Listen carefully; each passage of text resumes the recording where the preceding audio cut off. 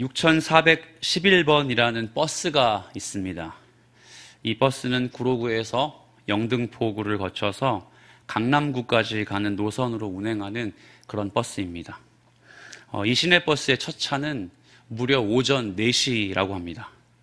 코로나19가 한창 전국적으로 확산됐던 어느 날에 한 기자, 매체 기자가 이 6411번 버스의 첫 차를 취재한 기사를 제가 본 적이 있습니다.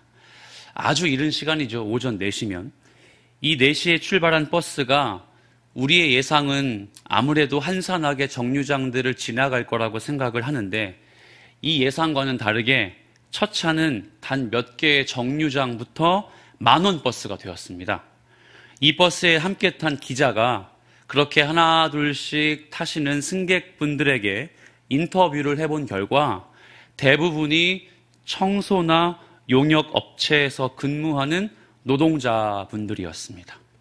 코로나19로 인해서 많은 사람들이 재택근무하죠. 재택근무가 무엇이죠? 집에서 업무를 처리하는 소위 컴퓨터를 가지고 하는 사람들이 재택근무를 많이 하는데 그런 이때에 나이가 지긋하신 이 어르신 노동자들은 무려 새벽 4시부터 집을 나서서 소위 박봉이라고 하죠. 박봉으로 생계를 그렇게 유지하고 계셨습니다. 동이 트기 전, 한참 전에 집을 나선 후에 어두움이 짙게 들이우는 그 밤중이 될 때까지 그렇게 생업의 자리를 지켜내신 채 그렇게 이 어르신들, 노동자들의 일상을 이 6411번 버스를 통해서 저는 찾을 수가 있었어요.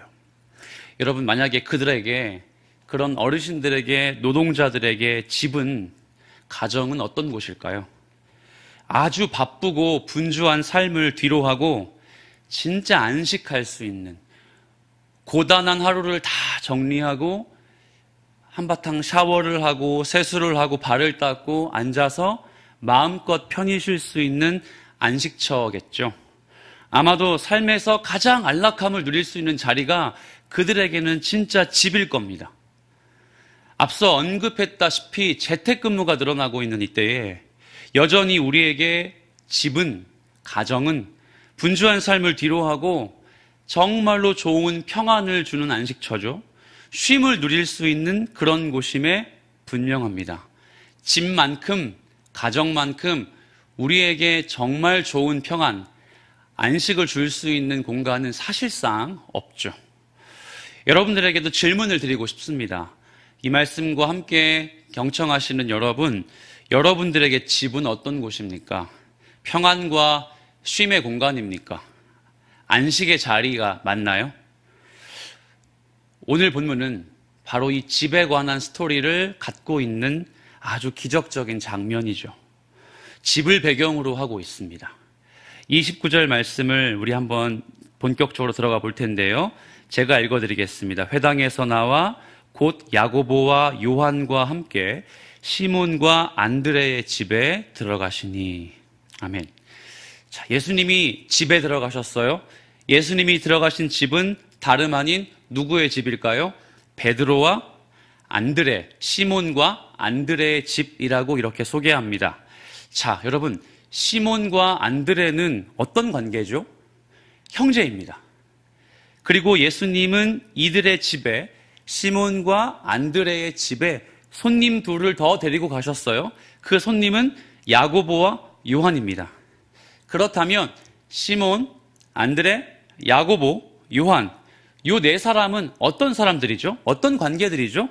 바로 얼마 전에, 여러분 마가복음을 읽어보시면 알겠지만 바로 얼마 전에 예수님께 부르심을 받고 이제 어부가 아니고 사람 낚는 어부가 되겠다고 그렇게 결심한 예수님의 소위 제자가 된 사람들이었어요. 시몬, 안드레, 야고보, 요한. 생업을 포기하고 어부가 되어서 물고기를 잡는 이 녹을 가지고 생계 유지하는 걸 다 버리고 사람 낚는 어부가 되겠다고, 제자가 되겠다고 예수님 앞에 고백한 그런 사람들이었습니다. 자, 그렇다면 시몬의 입장에서 한번 생각을 해볼까요? 집과 가족을 버리고 물고기 낚는 어부가 아니라 사람을 낚는 어부가 되겠다고 한 후에, 바로 그 후에 예수님과 함께 자기의 집에 들어가게 된 거예요. 예수님을 향해 신앙을 고백하고 제자가 되겠다고 한 후에 세상에 예수님이 자기 집에 직접 가시겠다고 야고보와 요한을 데리고 그 집으로 가게 된 그런 꼴입니다. 그런데 여러분, 여기에 잠깐 우리가 한 구절 성경을 찾아볼 텐데요. 요한복음 1장의 44절 말씀입니다. 이번엔 여러분이 한번 읽어주시겠습니까? 요한복음 1장 44절 시작. 빌립은 안드레와 베드로와 한 동네 벳세다 사람이라. 아멘. 자, 여러분 말씀을 보시면 베드로의 고향이 가버나움이 아니라, 지금 이 현장인 가버나움이 아니라 벳세다라고 나와 있습니다. 지금 예수님이 계신 베드로의 집이 가버나움인데 요한복음 1장 44절을 보면 베드로와 안드레의 집이 본가가 가버나움이 아니라 벳세다라고 나와 있어요. 그렇다면 이 집은 베드로가 살긴 살지만 어떤 내막이 있는 집이겠죠. 가령 결혼을 해서 그의 처가에 들어가서 사는 꼴이거나 혹은 제3의 지역에 가서 부모님을 모시고 사는 집이 이 가버나움의 집임에 분명합니다. 그런데 왜 베드로는 자기 고향이었던 벳세다를 떠나서 가버나움의 처가에서 살고 있는 걸까요? 혹시 여러분 아십니까? 유대인들의 결혼법을 보면요, 분명히, 아니 100% 신부가 남편의 고향으로 가야 합니다.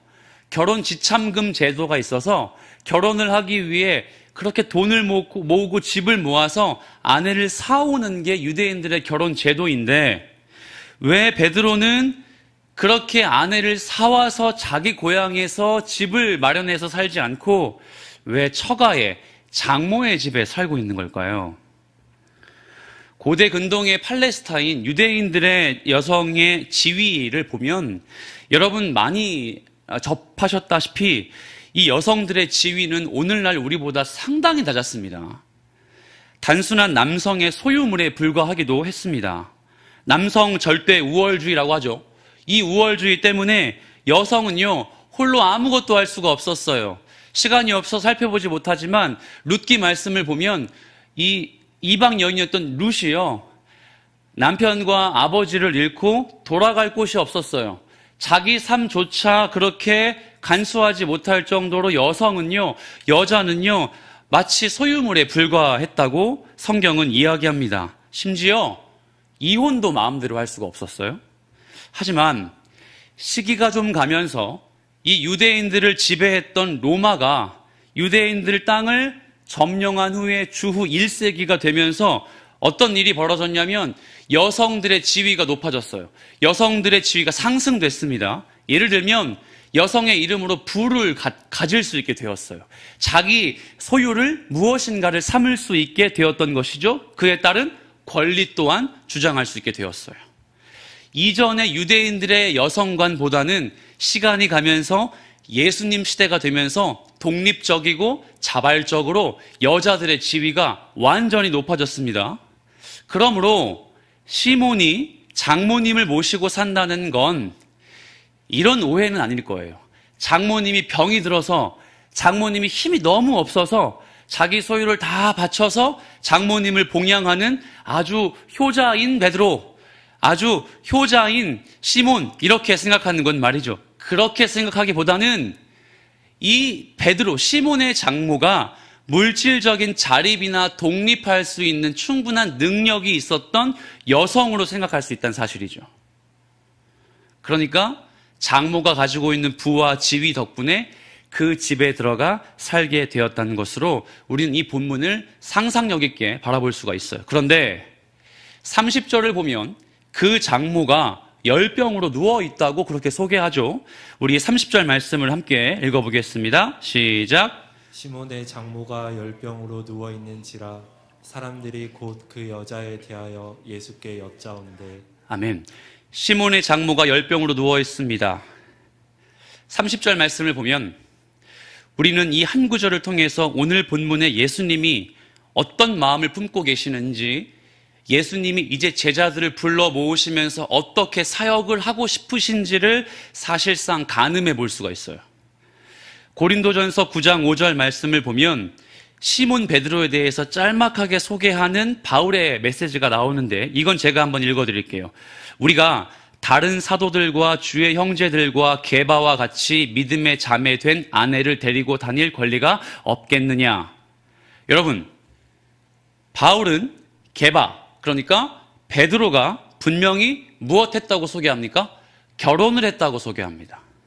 바울과는 다르게 베드로는 분명히 결혼을 했다고 성경이 증거합니다. 오늘 본문의 맥락과 함께 살펴보자면 이 집은 베드로가 결혼해서 사는 집이 맞고, 무슨 이유인지 아내를 잃어버렸거나 혹은 아내가 가출을 했거나 혹은 아내가 변을 당해서 그 자리에 없다는 걸 생각해 볼 수 있죠. 다른 어떤 이유에 의해서 지금 아내는 그 집에 없는 거예요. 게다가 베드로는 자기가 모시고 사는 장모님이 열병에 걸려 누워 있다는 것이죠. 성경은 오늘 본문에서 마가는 그 병을 열병이라고 소개합니다. 여러분, 열병은 대체 어떤 병일까요?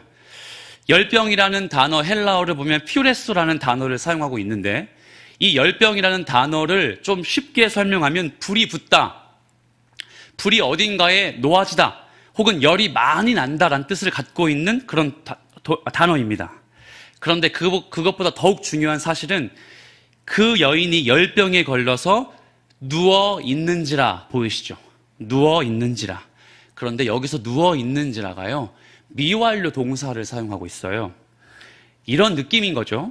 열병에 걸려서 누워 있지도 못하고 앉아 있지도 못하고 누워 있지도 못하고 앉아 있지도 못하고, 열이 너무 넘쳐서 좌불안석 안절부절하면서 눕지도 잠들지도 앉아 있지도 어떤 행동도 할 수 없을 정도로 상당하게 격해 있다는 걸 알 수 있어요.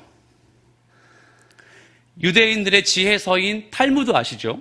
탈무드를 보면 열병에 대해서 이렇게 묘사하는 한 구절에 딱 눈에 들어오더라고요. 마시기는 해도 먹지는 못하는 불, 이게 열병이래요. 중요한 사실은 베드로의 장모의 열병이 단순히 불치병이나 난치병이 아니다, 그렇게 규정할 수 없다는 뉘앙스입니다.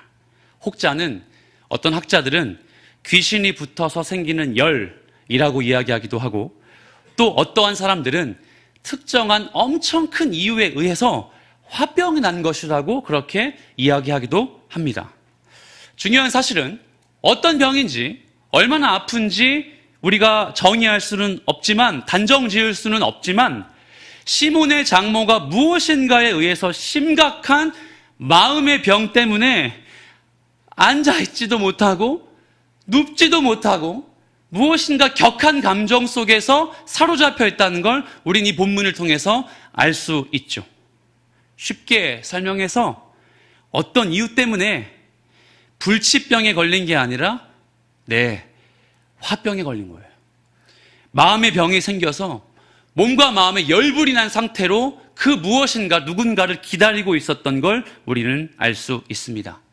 자, 제가 이렇게 이야기하는 이유는요, 한 가지의 성경 본문에 단서가 있기 때문이에요. 그것이 바로 30절 말씀에 나와 있는데, 우리 한번 기억하면서 한 번만 더 30절 말씀을 읽어주시겠습니까? 30절입니다. 시작. 시몬의 장모가 열병으로 누워 있는지라 사람들이 곧 그 여자에 대하여 예수께 여짜온대. 아멘. 잠깐 말씀 띄워주시겠습니까? 시몬의 장모가 열병으로 누워 있는데 사람들이 곧, 보십시오, 그 여자에 대하여, 보이시죠? 그 여자에 관한 내러티브가 있는 거예요. 그 여자에 대한 스토리가 있어요. 그 여자에 대한, 장모에 대한 일정의 사건이 이 본문 안에 중심을 잡고 있다는 사실이죠. 열병의 이유가 바로 그 여자에 대하여가 주는 힌트에 담겨 있다는 말입니다. 그럼 복음서 전체, 마태, 마가, 누가, 요한복음을 우리가 다 보지는 못하겠지만 이걸 감안해서 이 복음서에 등장한 이 집안의 사정 중에 그 여자의 대하여를 꼽을 수 있는 건 뭐가 있을까요? 사랑하는 여러분, 이 여인이 만약 정말로 조절할 수 없는 화병과 마음의 병 때문에 아파하고 있다는 이유를 발견할 수 있는 한 가지의 증거 찾으면 그 여자에 대한 이야기 어떤 것일까요? 그렇습니다. 바로 얼마 전 사위가 모든 생업을 다 내팽겨치고 생전 듣도 보도 못한 예수란 작자의 제자가 되기로 결심한 그 결단이에요. 여러분, 시몬이 어떻게 예수님을 만나서 제자로 부르심을 받았는지 아세요? 그는 한 번에 예수님을 만나서 제가 주님의 제자가 되겠습니다라고 하지 않았습니다. 애초에 그는 세례 요한의 제자였던, 그의 학문과 믿음을 추종했던 안드레, 누구죠? 시몬의 동생이에요. 안드레의 전도를 받고 이미 예수님을 만났습니다. 그런 후에 며칠 후에 한밤중에 고기를 잡고 있는 그 생업의 현장에서 예수님이 직접 갈릴리 바닷가에 나타나셔서 내가 너희로 사람을 낚는 어부가 되겠다고 하는 그 선포의 말씀을 듣고 주여, 저는 죄인입니다. 어떻게 저와 같은 죄인이 예수 그리스도인 당신을 따라갈 수 있겠나이까? 그렇게 고백한 두 번의 만남을 예수님과 가졌습니다. 인격적인 예수님과의 만남을 통해 예수의 제자가 되기로 그가 결단했던 거예요. 그물과 가족을 어떻게 하고요? 버려두고, 완벽히 버려두고 예수님의 제자로 복음을 전파하고 복음을 선포하는 그런 사람이 되기로 결단을 했단 말입니다. 여러분, 우리는 여기서 베드로의 장모의 열병이 이 베드로 시몬의 회심, 제자가 되기로 결단한 그 능력과 얼마나 깊은 연관이 있는지 여러분 판단해야 하셔야 됩니다. 꼭 이걸 기억하셔야 됩니다. 왜냐하면요, 베드로의 제자로서의 결단이 우리로 대입해 봤을 때, 잘 들어보십시오. 예수 믿고 구원받아서 예수의 제자가 되겠다고 여러분 혹시 눈물 흘리며 가슴을 치며 혹시 여러분 주변의 지체들에게 고백하며 저 이제 이전의 삶을 버리고 예수의 제자가 되겠습니다 라고 해보셨던 여러분은 과연 실제적으로 삶에서 다른 것 다 버리고 집이나 전토나 아비나 어머니를 삶의 우선순위에 저 뒤로 밀어두고 실제적이고 현실적으로 제자의 삶을 사셨는지를 기억해 보시면 돼요. 무슨 말일까요? 베드로가 그 감정적이고 감격적인 예수님과의 재회의 순간에 그물을 버려두고 예수님 따르겠다고는 했는데, 그렇게 그 감정에 못 이겨 고백하고 선포하기는 했는데 예수님은요, 그걸 보시기 원했던 거예요.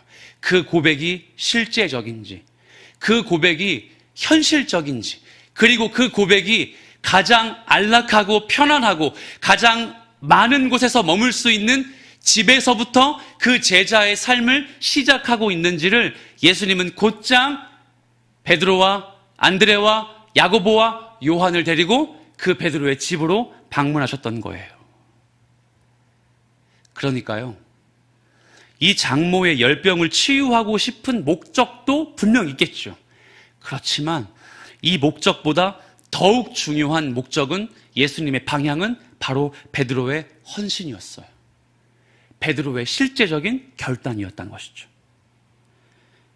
비록 그의 아내의 행방은 알 수 없지만 죽었는지 어떤 변을 당했는지 혹은 집을 가출했는지 그 상황은 우리가 도무지 발견할 수는 없지만, 여러분, 사위가 그물을 버려두고 예수님을 따르는 복음 전도자가 되는 걸 기쁘게 받아들일 장모가 어디 있겠습니까?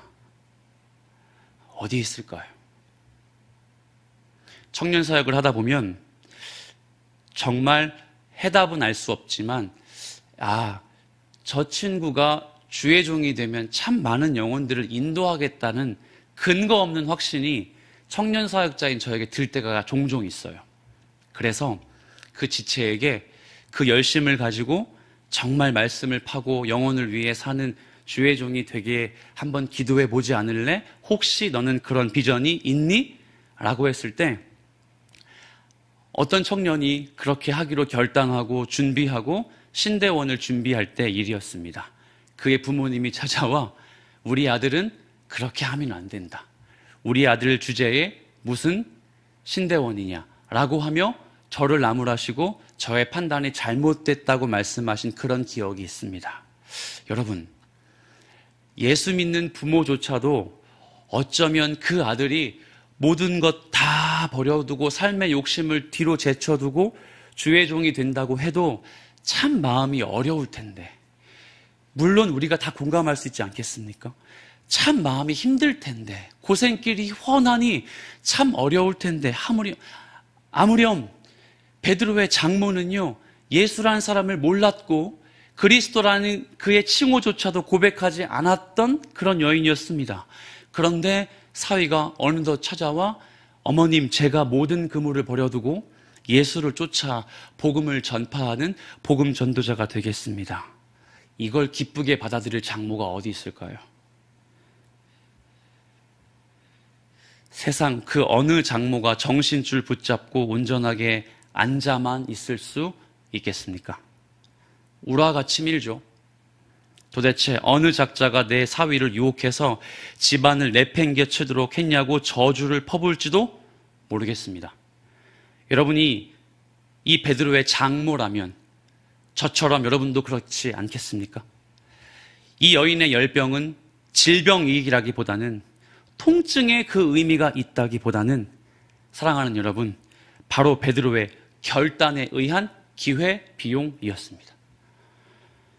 예수님께서 바로 이 점을 아셨고 베드로의 헌신과 그의 집의 진짜 샬롬, 평강을 위해서 회당을 떠나 곧장 어디로요?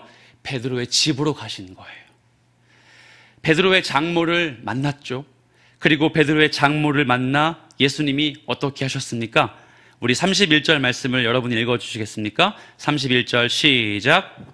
나아가사 그 손을 잡아 일으키시니 열병이 떠나고 여자가 그들에게 수종되니라. 아멘.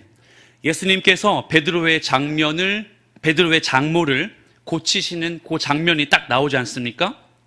우리가 그런데요, 조금 더 말씀을 깊이 한번 들어가 볼게요.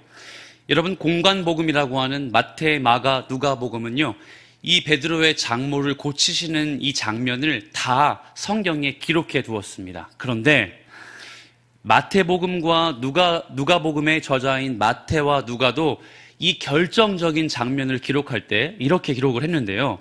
마태복음 8장의 15절 말씀을 보면 그의 손을 만지시니 열병이 떠나가고 여인이 일어나서 예수께 수종들더라. 그리고 누가복음 4장의 39절에도 똑같이 나왔어요. 제가 읽어볼게요. 예수께서 가까이 서서 열병을 꾸짖으신데 병이 떠나고 여자가 곧 일어나 예수께 수종드니라. 다시 한번 본문으로 가볼게요. 31절입니다. 나아가사 그 손을 잡아 일으키시니 열병이 떠나고 여자가 예수께 그들에게 수종드니라. 아멘. 잠시 한 번씩 읽어봤지만 여러분 발견하셨습니까? 모두가 다 열병이 떠났다고 이야기했어요. 그리고 모두가 다 수종을 들었다고 고백했습니다. 그런데 마가만이 강조하고 싶은 한 표현이 있었어요. 그게 뭐냐면요, 나아가사 그 여인의 손을 잡아 일으키시니, 열병에 걸린 그 장모의 손을 잡아 일으키셨다는 뜻이에요. 사랑하는 여러분, 오늘 본문의 핵심 단어가 바로 여기에 있는 헬라어 일으키다, 에게이로란 동사입니다. 여러분이 에게이로란 동사가 어디 쓰여져 있는지 아십니까? 사도행전 3장 15절 말씀을 보면 생명의 주를 죽였도다. 그러나 하나님이 죽은 자 가운데에서 예수님을 그를 어떻게 하셨으니? 살리셨으니 우리가 이 일의 증인이라. 또 한 구절은 여러분이 한번 읽어주세요. 사도행전 5장의 30절 말씀입니다. 시작. 너희가 나무에 달아 죽인 예수를 우리 조상의 하나님이 살리시고. 아멘. 제가 읽었던 사도행전 3장 15절에 그를 살리셨으니, 여러분이 읽으셨던 다른 구절 사도행전 5장 30절에 우리 조상의 하나님이 살리시고, 바로 이 살리다의 부활하다란 동사인 에게이로가 예수님께서 열병에 걸린 장모를 잡아 일으키신다의 동사에 동일하게 사용되었어요. 이건 무슨 말일까요? 죽음과 흑암에 사로잡혀 있어서 구원의 감격이 없는 그 한 영혼에게 예수님이 직접 다가가 손을 잡으시고 부활 신앙을 가르쳐 주신 거예요. 부활의 믿음을 그에게, 그 여인에게 심어주셨다는 것입니다. 그렇다면 사랑하는 여러분, 예수님이 직접 부활하신 에게이로, 하나님이 예수님을 부활하도록 만드신 에게이로, 오늘 본문에 이야기하는 바로 이 장모를 살리시기 위해 예수님이 직접 하신 에게이로, 이 부활, 여러분에게 부활은 무엇입니까? 여러분에게 부활은 어떤 의미의 신앙적인 표현일까요? 부활은 삶의 자리에서 우선순위를 바꾸고 천국의 소망을 두고 사는 걸 부활신앙이라고 합니다. 우리가 예수를 믿어 모태에 들어가 다시 나오지는 않겠지만 우리가 예수를 믿으면 우리의 가치관이 바뀌고 우리의 삶이 전환되고 믿음의 주요 온전케 하신 예수만 바라보게 하는 그 결과가 바로 부활신앙입니다. 그걸 누가 완벽히 이행하셨죠? 예수님께서요. 예수님이 우리를 위해서 기꺼이 죽으셨고요. 예수님이 그 죽으심의 권세를 완벽히 깨셔서 부활하셨습니다. 그리고 그 예수를 믿고 제자가 되고 싶은 베드로, 안드레, 야고보, 요한, 그리고 우리는, 여러분 성도님들은 그 예수님을 따라가는 것, 그 예수님의 발자취를 밟아가는 걸 가리켜 우리는 무엇이라고 부르죠? 부활신앙입니다. 그러므로 예수님께서 베드로의 장모를 잡아 일으키신 건요, 맞죠. 병치유 맞습니다. 예수의 능력에 의해 고치신 거 맞아요. 그런데 그 베푸신 기적이요, 단순한 병치유 이전에 엄청난 귀중한 신학적이고 신앙적인 의미가 부여되고 있다는 걸 여러분 아셔야 돼요. 그건 바로 베드로의 완전한 헌신을 위해, 베드로가 전적인 제자의 삶을 살도록 만드시기 위한, 사랑하는 여러분, 예수님의 배려입니다. 예수님이 그 가정에서 베드로가 전적으로 제자가 되기를 원하셨고, 그리고 마가복음 뒤에 보시면요, 이 베드로의 집이 예수님의 사역의 전초 기지가 됩니다. 사람들이 이곳에 몰려들어 예수님이 또 병고침의 은혜를 이곳에서 기적을 펼쳐내 주시죠. 그러기 위해서 무엇이 필요했을까요? 네, 장모의 회심이 필요했어요. 베드로의 장모의 열병에 고침이 필요했고 그 여인의 완벽한 헌신이 필요했던 것입니다.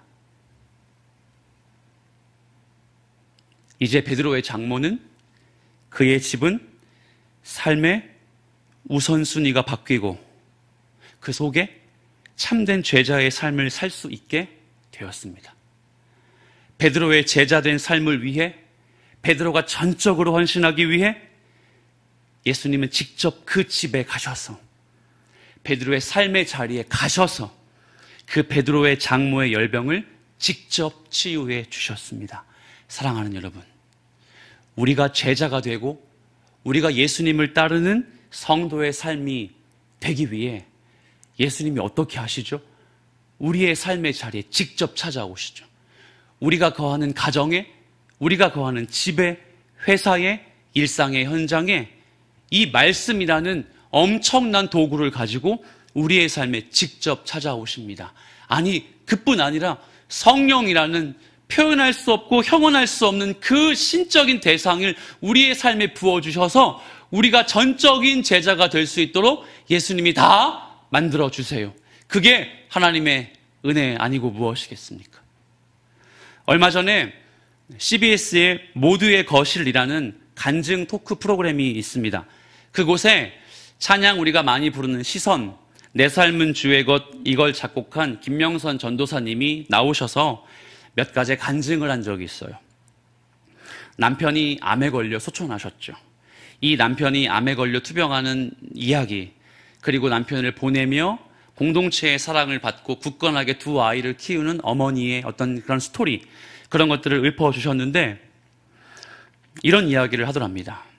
남편의 암 소식을 듣고 슬픔으로 아픔으로 기도하던 중에 전도사님은 하나님의 응답을 받게 되셨어요. 하나님이 이렇게 말씀하셨대요. 네가 믿는다면 나 하나님의 영광을 볼 거야. 이 한 문장이 뇌리에 스치지 않고 가슴팍에 팍 남아 내가 믿는다면 하나님의 영광을 볼 거야. 그래서 믿음으로 하나님의 영광이 임할 때까지 그렇게 남편의 병치레와 남편의 소천의 과정을 옆에서 겪었다고 합니다. 이미 의사는 암으로 4개월밖에 살 수 없었다는 시한부를 내린 상황이었고 지금 그 당시에는 호스피스에서 돌아가시기 2주 전의 상황이었다고 해요. 그 상황에서 명선아, 네가 믿는다면 하나님의 영광을 볼 거야. 결국에 남편은 2주 후에 죽었고 공동체와 많은 동역자들과 그리고 신실한 믿음 덕분에 남편이 죽는 그 순간까지 믿음의 끈을 놓지 않고 모든 장례를 너무 성숙하게 잘 치러내셨습니다. 그런데 이 김명선 씨는 모든 장례가 다 끝나고 풀리지 않은 숙제 때문에 골머리를 앓고 있었어요. 그것은 바로 믿으면 하나님의 영광을 네가 보게 될 거야. 이 하나님의 약속의 말씀을 아직 풀어내지 못했기 때문이에요.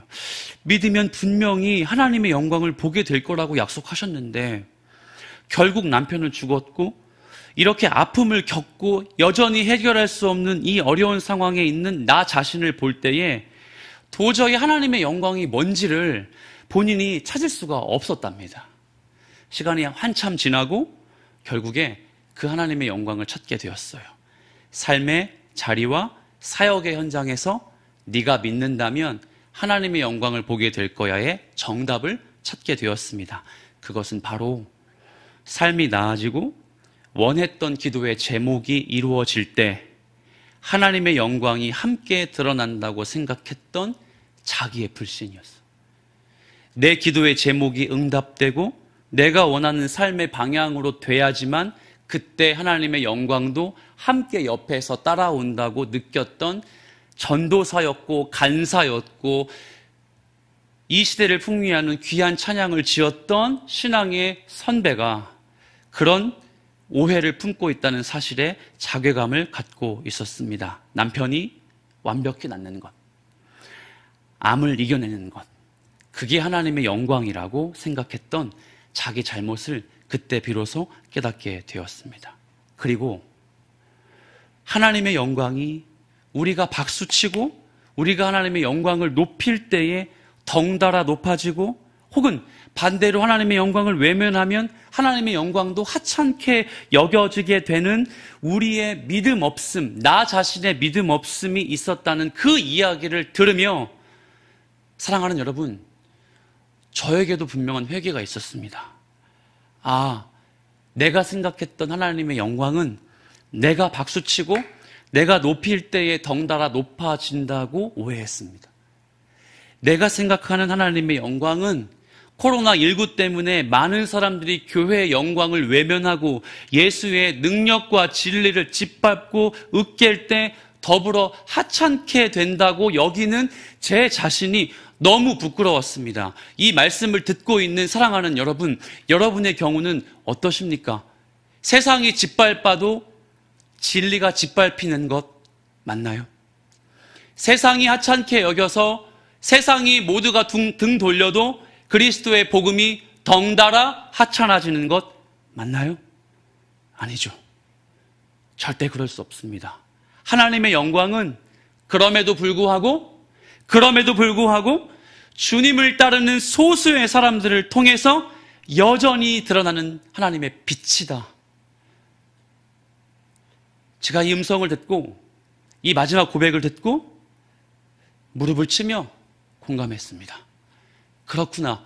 우리가 추구해야 할 진리는 그럼에도 불구하고 주님을 따르는 사람들을 통해서 여전히 드러나는 하나님의 빛이다. 여러분, 이것이 바로 오늘 본문에서 이야기하는 베드로의 현실과 베드로의 헌신과 맞닿아 있는 것이에요. 고난 중에도 피어나는 꽃과 같은 것이 하나님의 영광이죠. 그 남편을 보내는 삶을 통해 깨닫게 되는 하나님의 영광, 그 전도사님은 그렇게 고백하며 이 간증의 프로그램을 정리했습니다.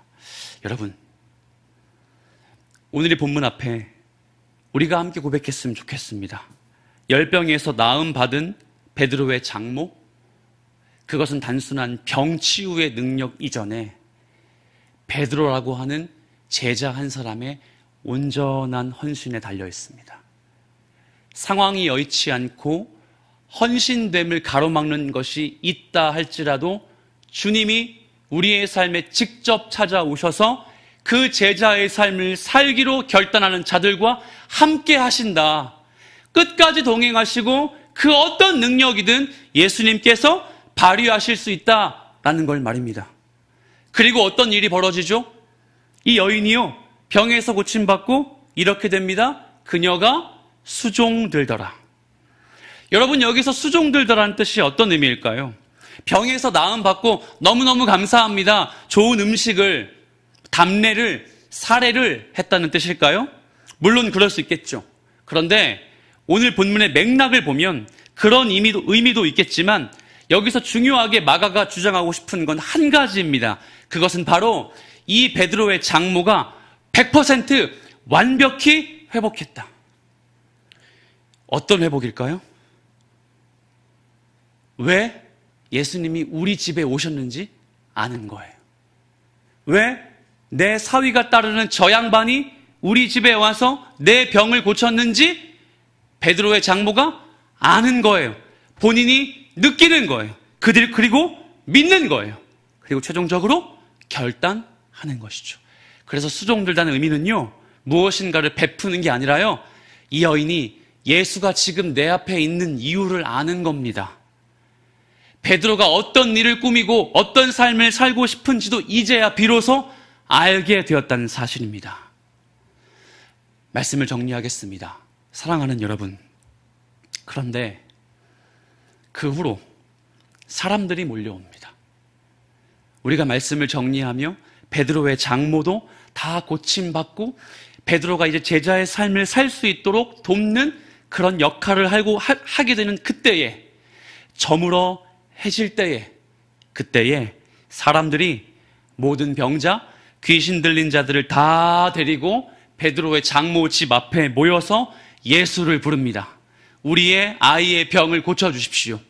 이 사람의 귀신 들림을 고쳐주십시오. 라고 그렇게 수많은 사람들이 몰려들었습니다. 여러분, 이들이 왜 몰려들었을까요? 여기 저물어 해진다는 게 어떤 뜻인지 아십니까? 여기서 저물어 해진다는 건요, 안식일이 지났다는 뜻입니다. 유대인들에게 하루의 시작은요, 아침이 아니라 밤중이에요. 밤중이 돼야 하나님이 일하신다고 느끼기 때문에 그들은 해가 지면 다음 날이 시작되는구나. 그래서 안식일에 해가 졌기 때문에 그들이 당장 예수 앞에 나온 것이죠. 왜요? 왜죠? 해가 지기 전에 나타나면 율법에 저촉되니까. 율법을 어긴 죄인이 되니까 그걸 교묘히 피하고 자기의 필요를 채우고 싶어서 능력의 사람인 예수 앞에 나와 병을 고쳐주십시오. 귀신을 쫓아주십시오. 그렇게 여전히 자기의 필요를 신에게 외치는, 신으로 보이는 자에게 외치는 그들의 믿음 없음을 동시에 보여주고 있다는 사실입니다. 사랑하는 여러분, 아주 흥미롭고 참 재미있는 광경 아닙니까?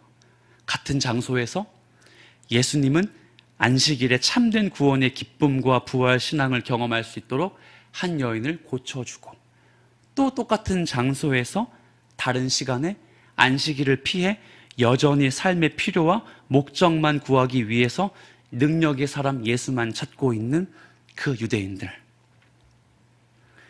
여인의 고침과 안식일에 이 여인을 고쳐준 그 사건과 안식일이 지난 후 예수께 온 이 무리들의 사이에서, 사랑하는 여러분, 우리는 결단이 필요합니다.